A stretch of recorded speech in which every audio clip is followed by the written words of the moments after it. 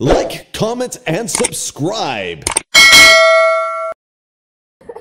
নমস্কার বন্ধুরা, সবাই কেমন আছেন? স্কাইপ ক্রাঞ্চ ফুডির নতুন একটি ব্লগে তোমাদের সবাইকে স্বাগত। আর এখন থেকে আমার ব্লগটা স্টার্ট করলাম। আর এখন বাজছে সকাল 9:30। আর আমি এখন ঘুম থেকে উঠে পড়েছি তাড়াতাড়ি করে।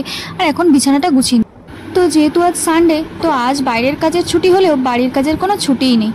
যেহেতু সারা সপ্তাহ মাকে হেল্প করার সময় পাই না, তাই যে দিনটা ঘরে থাকি সেই দিনটা নিজের কাজগুলো নিজে করতেই পছন্দ করি। তো সেই কারণে নিজের কাজগুলো নিজেই করে নিচ্ছি। যদিও রান্না করতে পারি না, তাও একটু কুটনো কাটা, বাটনা বাটা এইসব করে দিলে তাও একটু মায়ের হেল্প হয়ে যায়।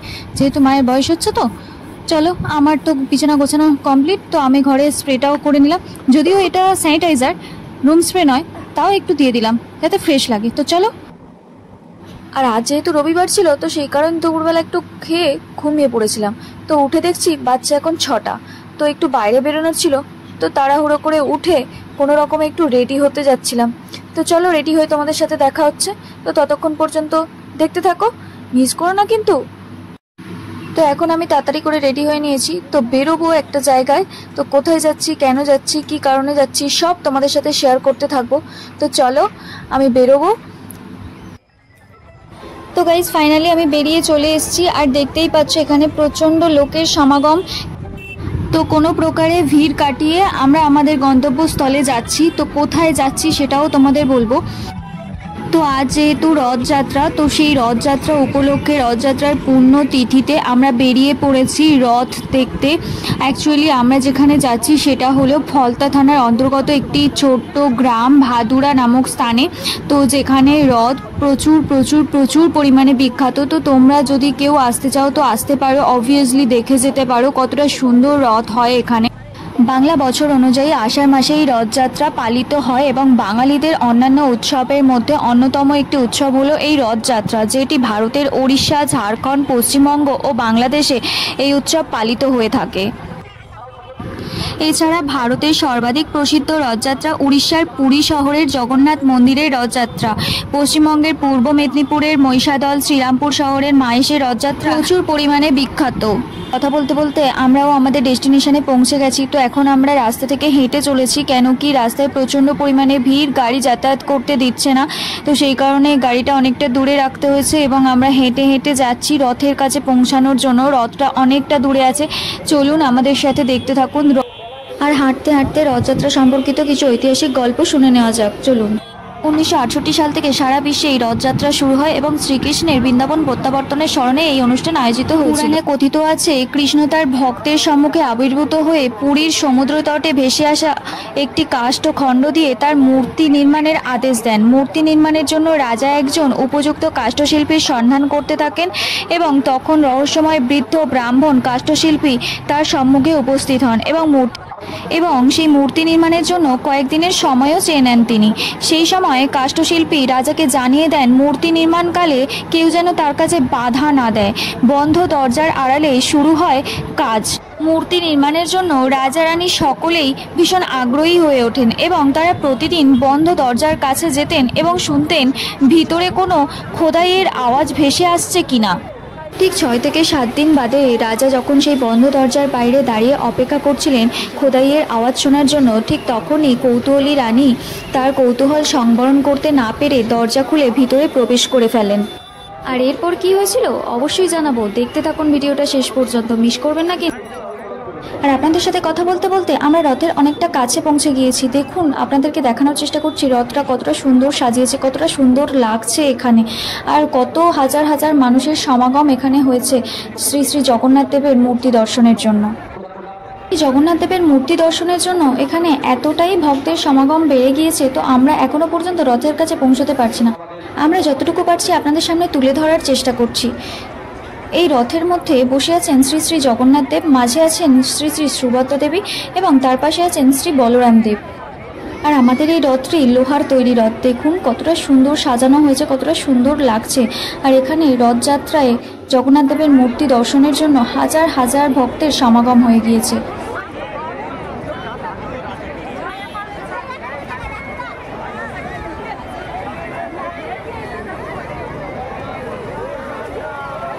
আর এখানে দেখুন হরির লুটো শুরু হয়েছে। এখানটায় বাতাসা দিয়ে হরির লুটো দেওয়া হচ্ছে, কখনো কখনো লজেন্স দিয়ে হরির লুটো দেওয়া হচ্ছিল।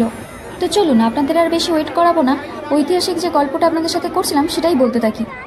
তো রানীমা যখন তার কৌতূহল সম্পূরণ করতে না পেরে দরজা খুলে ভিতরে প্রবেশ করেন, তখন দেখেন যে মূর্তি তখনও অসমাপ্ত তৈরি হয়েছে, অর্থাৎ সেই কাষ্ঠশিল্পী তখনও পর্যন্ত সেই মূর্তিটা পুনর্নির্মিত করতে পারেননি। আর অন্যদিকে সেই রহস্যময় কাষ্ঠশিল্পী ছিলেন দেবশিল্পী শ্রী শ্রী বিশ্বকর্মা দেব। তখন রাজা দেখেন মূর্তির হাত এবং পা নির্মিত হয়নি, তো সেই কারণে রাজা খুব ক্ষুব্ধ এবং বিমর্ষ হয়ে পড়েন। আর এইদিকে আমার এইসব খাবার থেকে জিভে প্রচণ্ড জল এসে যাচ্ছে। তো বন্ধুরা চলুন এবার কিছু খাওয়া যাক। এতটা পরিমাণ ভিড় হয়ে গিয়েছে যে আমরা এখান থেকে বেরোতেই পারছি না কোনো দিকে, যে আমরা কোনো একটা সাইডে গিয়ে খাবো সেই খাবার পর্যন্ত জায়গা নেই, আমরা পা রাখার পর্যন্ত জায়গা পাচ্ছি না।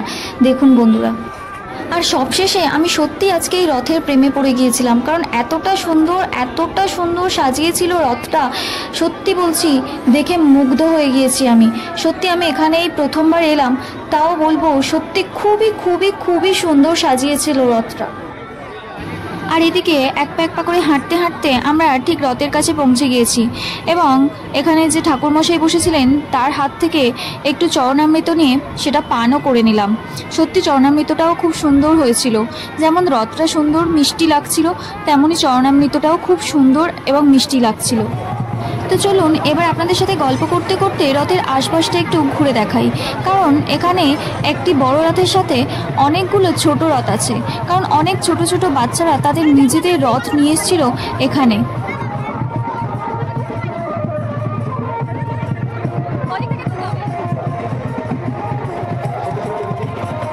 দেখুন আপনাদের দেখাতে চেষ্টা করব, ওই ধার থেকে রথ শুরু হয়েছে, ছোট রথ, ছোট বাচ্চাদের সাজানো সুন্দর খুব সুন্দর রথ এখানে সাজিয়ে রাখা আছে। তারা বিকেলবেলায় রথের রশি টানতে টানতে এখানে নিয়ে এসেছিল এবং যাওয়ার সময়ও তারা নিয়ে যাবে। দেখুন তার মধ্যে এই একটা রথ আপনাদের দেখিয়ে দিলাম, এই একটা রথ আপনাদের দেখিয়ে দিলাম। দেখুন সবাই তাদের রথের সামনে দাঁড়িয়ে আছে, ছোট ছোট বাচ্চারা, এবং তারা ভীষণ পরিমাণে মজাও করছে। আর আমরা সত্যি দেখে অবাক হয়ে গিয়েছিলাম যে এত ছোট্ট রথ, এত সুন্দর রথ তারা বানাতে পারে, নিজের হাতে তারা বানিয়ে নিয়ে এসছে। সত্যি এর জন্য প্রচুর প্রতিভার দরকার থাকে। তো এর মধ্যে ভীষণ ভালো লাগছিল এই রথটা। দেখুন কতটা সুন্দর সাজানো হয়েছে। এটা ছাড়াও আরও কয়েকটা রথ আছে যেগুলো খুবই সুন্দর, তো সেগুলো তোমাদেরকে দেখাবো।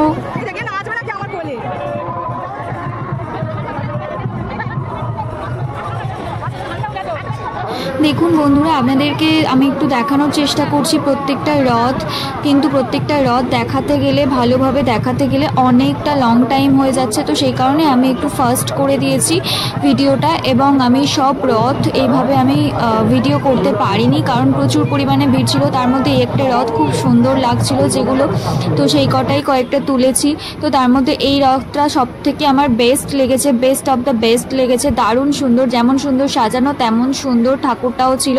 তো তারপরে দেখো এই ছোট্ট রথগুলো ছিল ভীষণ সুন্দর, তারা লাইটিং দিয়ে তাদের মতো করে সাজিয়ে তারা এই রথগুলোকে নিয়ে এসেছিল।